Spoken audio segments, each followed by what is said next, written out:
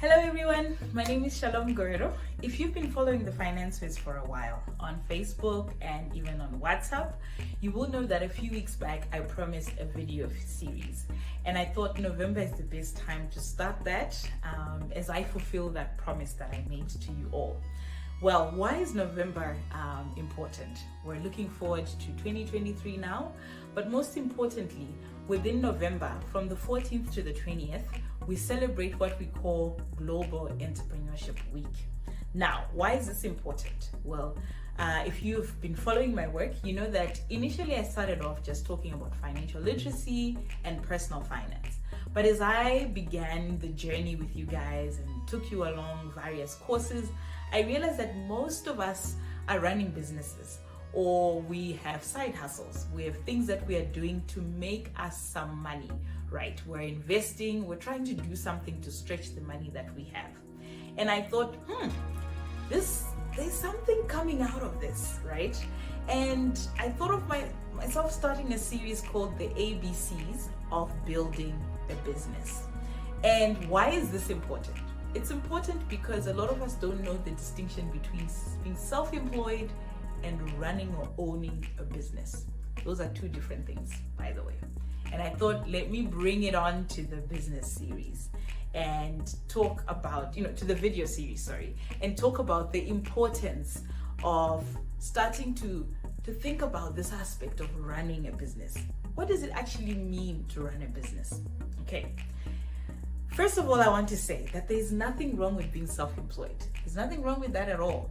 But you should know that there are limitations. The amount of money you make will be limited by your capacity, by your ability, by your availability as well, right? If you're unable to go to work that day or unable to supply customers of their products on a specific day, that may mean you will lose out on income.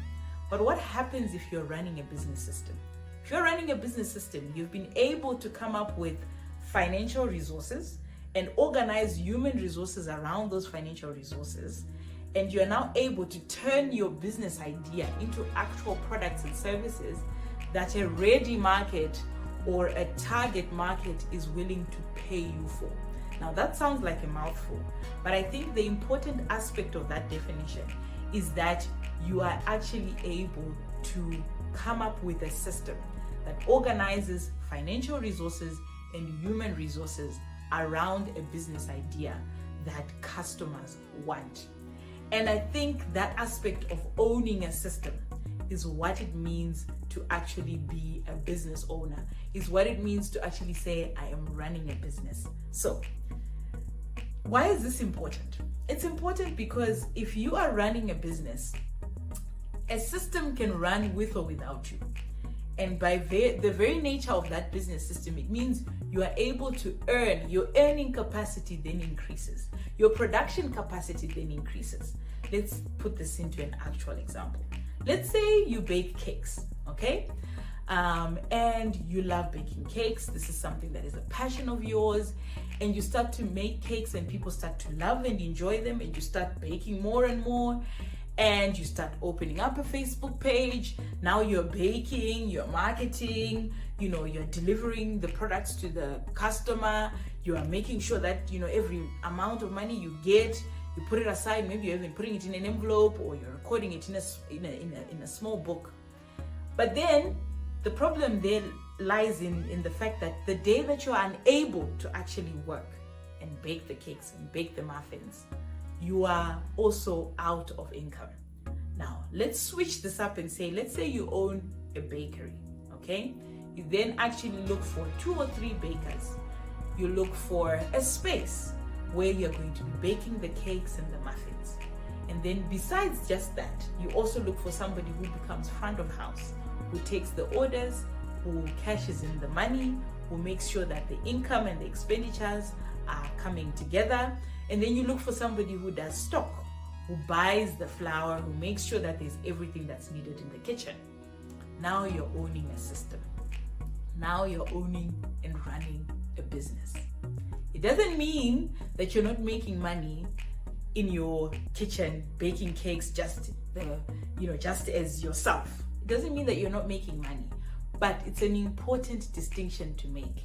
Because if we're ever going to even solve the problems that we have in Zimbabwe and in Africa, we need to start thinking like business owners. Because business owners will then be able to organize financial resources and human resources around a business idea. And why is that important? We have unemployment, we have challenges in our country that need us to think a little bit broader than just enough money to make sure that my kids are well fed and to make sure that I have enough money to go and spend in Jamtree next weekend. Okay, so I think it's important for us again to say to ourselves, okay, if I am self-employed and I have a passion with what I'm doing, I'm the girl in the kitchen baking cakes, how can I turn this into a bakery? How can I turn this into a business? There are 3 simple steps. Well, not really simple, but things that you can actually do. Number 1, learn from an established business. Go to someone who actually has a bakery, someone who actually owns a business, and attach yourself to them and say to them, hey, I'm here to learn. I want to volunteer. I want to know, how does a bakery run? Okay, so that you know where to source ingredients. You then begin to know how to communicate and interact with customers, what works and doesn't work. You begin to see even some of the challenges that happen with stock, for example. So there are companies where, they actually have measured how much flour is needed to bake maybe a tray of muffins. So if they know that they've put in an order of 50 trays of muffins, it means they need this amount of flour. And if they use more or they use less, then there's an issue there. They need to talk to the people who are in the kitchen and things like that. So these are things you can only learn if you are actually part of an established business.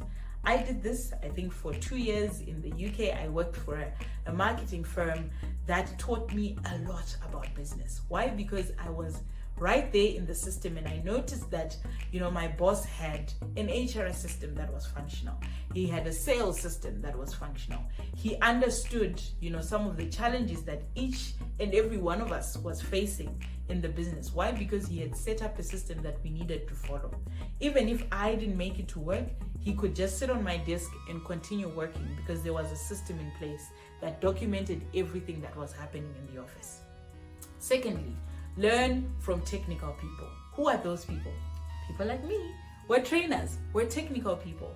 We've gone to school to actually be able to teach you the components, the different business components or system components that need to be there. The sales and marketing, the costing. We've got all the templates. We can show them to you. We can teach you how to use them. The financial planning, how to read your cash flow statement, how to make decisions out of it. All of those are important.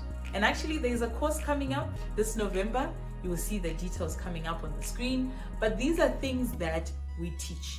And if you expose yourself enough to courses, to webinars, to training workshops, you'll be able to pick up on technical skills that can help you to better manage your business.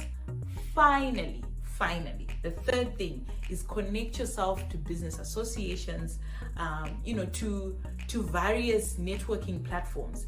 These are platforms where you can get resources, information, technical people who know, who have been in the market and who know the terrain, or even know the challenges that you're going through. In fact, I've compiled a list of these, and if you want a copy of this, it's in a PDF format. WhatsApp me to the number that's showing on your screen.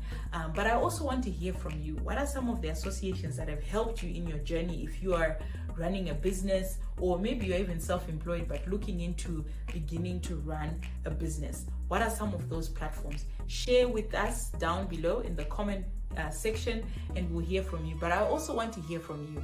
What are some of your thoughts around this topic of self-employed or business owner?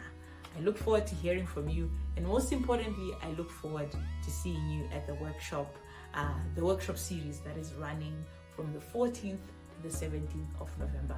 Have a good one. Bye.